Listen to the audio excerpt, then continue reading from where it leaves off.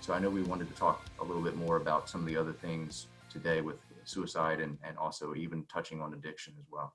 Yes, for sure. And, I think you hear that a lot. I feel like people that they feel like they're, like you said, perceived burden and afraid to reach out for help. And I feel like that's uh, a critical turning point in a lot of people's stories. And I've felt that. I mean, I think a lot of people feel that way, that, you're afraid to impose your problems on somebody else and bother them. So yeah, I think that's a really important thing that a lot of people feel. And unfortunately, Mike, as we get into this next topic and some of the worst case scenarios that can result from unresolved mental health issues, that could be a turning point, unfortunately, where somebody is afraid to reach out for a certain reason and get the help that maybe could lead them out of it. Yeah, and Daryl, you and I have talked about this even leading up to this episode, and I've shared with you some even my personal journey. So, I'm not just, a psychologist, I'm a dad, I'm a son, I'm a friend, all of these kinds of things. I'm just a human being like everyone else is around this, this conversation today. And, these two topics that, they've touched my life in different ways. So, when I think about this, moving into this year, even with the pandemic, there were two epidemics that were happening even before the pandemic. We've talked about this even off the air. The first one was suicide, because prior to the pandemic, suicide was at an all-time 30-year high. Well, the opioid epidemic was worse in terms of the number of people dying due to opioid addiction related overdoses. Coming into 2020. It has not gotten better given the pandemic situation. If anything, it has actually intensified and created even more stressors and strain with individuals struggling with addiction, or even to the point where, like you had said, Daryl, people getting to a space where it gets really dark and they start to think about ending their life and possibly dying by suicide. So we want to make sure too, so we're clear about this, that we want to give resources to people. At the end of every episode, Daryl, you've done a great job at doing this and highlighting some of the resources through WellSpan Philhaven, but also the National Suicide Hotline, and also the National Crisis Text Line on the suicide side of things. So I want to highlight that. We're also going to give information today. I'm going to share it with you right now because I don't want to forget, but there's going to be information at the end of this episode too on WellSpan Philhaven's addiction services. And there's a whole thing called the 1-800-WARM line. It's the WARM line. It's actually 1-844 WARMLINE, WARM line. So that is going to be information that we share. I want to bring that out to people because there are times I forget about that because addiction is so hard to talk about. It is, when we talk about stigma and breaking it down, when people talk about addiction, that's where we don't talk about addiction. That is not, and so we need to talk about that. If we're going to make change happen and reverse the course of where things have gone in the trends of continuously skyrocketing numbers with suicide deaths and deaths related to addiction and overdose related deaths, we need to have conversations about it. And then we need to make sure people know where they can go to get resources. And we're doing that. And we're going to continue to do that. The WARM line offers 24/7 professional guidance and support, no judgments, guidance and support with family members who may have another family member that's struggling with addiction, or for the individual themselves that they are struggling with an addiction. We want to make sure that they have that resource there. But why does this matter why should it matter? Because it impacts everyone. We don't sometimes realize that, but as a society, when one person and then another and then another, then another continues to die with both addiction related issues and also suicide, it sends a ripple effect within our own community, and it will touch someone. Most people on this who are tuning in right now can think in their own mind, in their own personal life, that they've known somebody and have been touched in some form or fashion with either knowing someone who's died by suicide, or some touched by someone who may have been struggling with alcohol or substance misuse and or addiction. So it's become that big of an issue that most people can in the first few seconds think of someone that they've been connected with that has been impacted. So me personally, even in this, when I look in the last few years during this pandemic, I had a longtime childhood friend who lost his son to addiction, an overdose during the pandemic. Gut wrenching to be able to know him and have had growing up together, and then to have this happen. And here's the to me the part of it that's hard for me as well. I didn't know the level of struggle that the family was going through with their son, and that's not uncommon. So if you look at the numbers right now, for every 10 people that are struggling with addiction, 1 out of 10 gets the support and help they need. We can do better, and we need to do better. And so I think about my friend, I think about their family, I think about all the families that have been impacted by this. On the suicide side of things, a few years ago, I had another longtime friend. When he was doing well, he was the just life and light of every conversation and gathering. Love this guy.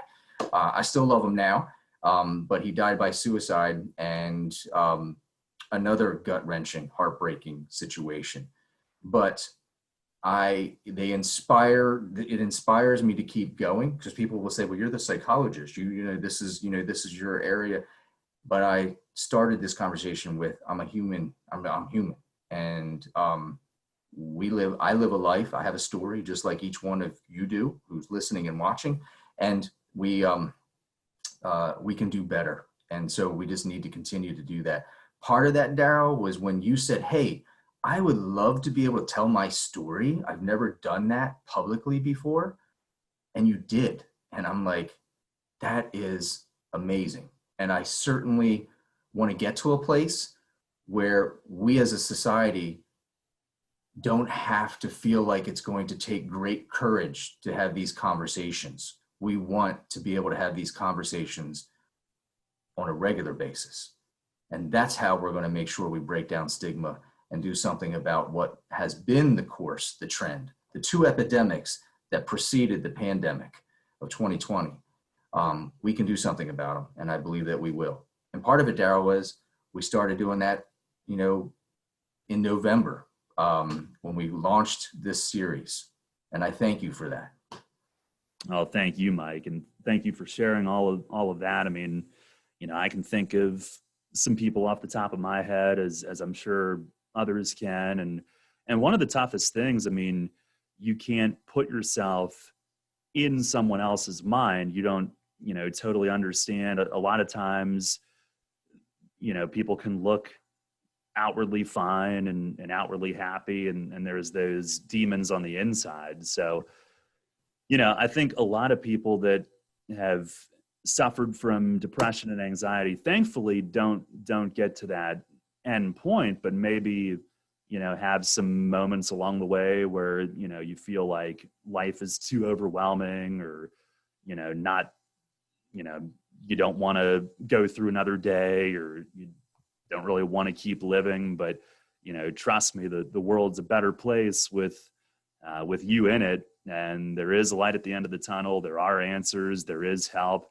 But it's really a shame.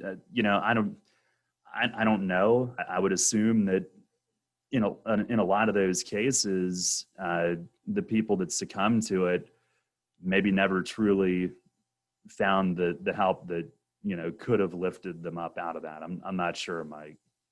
Yeah. I mean, again, each story is so kind of unique to itself, and it's difficult sometimes. I know it leaves people sometimes wondering many questions that are normal and natural, like, did I miss something? What could I have done? Could we have done more? Those kinds of things. And I had those even with some of the people that I know that I've been connected to, and even my one friend that I lost, I say I lost, it's not even the greatest loss was with his own family. But it was a loss for me in my own way as well, just with my relationship with him and the friendship that I had with him. And so,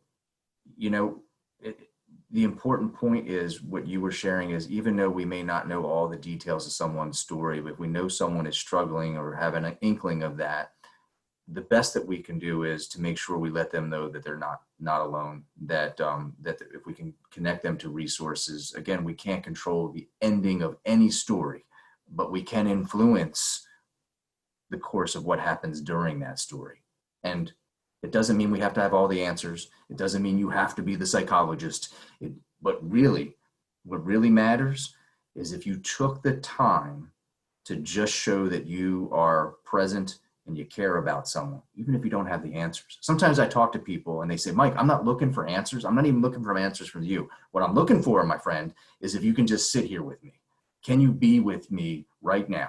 No judgment, just be with me. And sometimes I struggle with that because I'm like, all of a sudden I'm like, okay, we gotta do something. We gotta do something. I gotta have an answer here. We gotta have some solutions. That's work to get. But sometimes people aren't even looking for that. They're just looking for someone to be there, to be present, to show that they're going to be there. And also to, and this is where this education piece comes into play, to give people resources, to connect them with resources if they need it, additionally and above and beyond what we might be able to do with our presence. But I got to tell you, the smallest gesture of just being there, being kind, just, acknowledging somebody, validating that, hey, you're going through a tough time. Even though they may need some time and space, they might not take you up on having a conversation with you at the time. They will remember how that made them feel. And you get to play a role in that. We all do.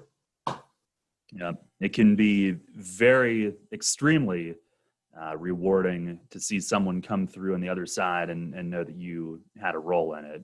And next week on our final episode, we'll talk a little bit more about that. But for anybody listening or watching right now that's ever had, any of those burden thoughts or not wanting to continue, you're not a burden. That's nobody is. Your story is important. What you're going through is important. And that's why we're doing this show. It's for each and every one of you. So yeah, Mike, I didn't want to get to the end and not address something that's, probably the two most difficult topics associated with all of this to discuss, but, way too many people and more nowadays are succumbing to those epidemics, like you said. So we have to address it. And, it's it can be an elephant in the room, but it needs to be addressed. And hopefully, the opening up the conversation like we're doing can, one day get those trends going in the other direction. Yeah, Tara, I really don't, I think I'm just so thankful to be part of the conversations we've had so far. I appreciate you. I appreciate, where you come from in terms of just being honest and open and just saying, hey, this is who I am. And you're willing to share that vulnerability with people that, again, we can't see them necessarily here. I get to see you on a screen that we're doing this virtually and people get to hear us. But I got to tell you, these conversations matter. They matter greatly. And it's difficult sometimes for people to sit and listen or watch and be a part of these, but I think it's important, and that's how we end up breaking down stigma. We also get a chance to give people resources and empower them. And I'm going to share something real quick with you. I know we got to end for the day. We have the top of the ninth coming next week, and I look forward to that. That's where we get to bring the game to a close. But in terms of our 9 innings or 9 episodes. But the one piece, that website that you share, the Wellspan Philhaven website, has the addiction services on it. So if people went in there and typed addiction services in the search, they're going to find the warm line and all that information. There's another resource in there. There's tons of resources there. But it is our mental health first aid training and the question, persuade, refer, QPR suicide prevention training. That's open to the community anywhere in the Wellspan Health footprint. That is free to community members. Those trainings are designed to empower the non-clinician. So you don't have to be a psychologist. In fact, it's not for psychologists per se. It is for just any kind of person who has an interest in learning more about signs of emotional distress and mental health, good mental health, and being able then to figure out, then find ways to connect people to supports. So it's being empowered to know the signs and symptoms of emotional and psychological distress, and then being able to do something about it. And the group that does those trainings, unbelievable. So I wanted to share that here as well. And I know we're out of time. We're gonna hear the music cue up here soon. So our time is coming to an end for inning number 8. I appreciate you. I look forward to the ninth inning. Yeah, thanks, Mike. You too. And I didn't know about those the training resource, but that is invaluable. That's outstanding. So I'm going to check that out as well. But yeah, thank you for sharing that, and have a great holiday, Mike. I know we're airing this in between and getting ready for the 9th inning in the new year. So yeah, we'll bring it all together in our next episode next week. But awesome stuff again, Mike, and have a great Christmas and a happy New Year. I wish the same to you, Daryl, with Christmas and the new year, and to whatever holiday our listeners are celebrating out there. It's different now in our 2020 where we find ourselves, but I tell you, I hope that you find some moments of some peace and some joy despite all of what's happening right now in 2020. So I wish the best to our listeners, to you, Daryl, and our viewers for a peaceful and joyful and healthy holiday season. Yes, you all deserve it after everything we've been through here this year. But yeah, thanks again, Mike. We'll do it next week. Awesome. Yep. You take care, Daryl. Take care now, everyone.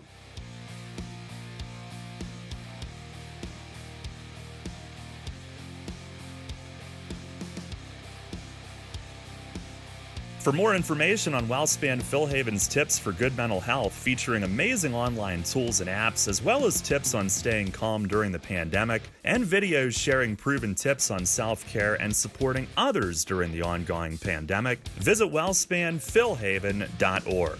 For information on WellSpan's Employee Assistance Program, visit wellspaneap.org. If this is an emergency or you are considering harming yourself, please contact Crisis Intervention at 1-800-673-2496. Additional support is available through the National Suicide Lifeline by calling 1-800-273-8255 or by texting TALK to 741-741.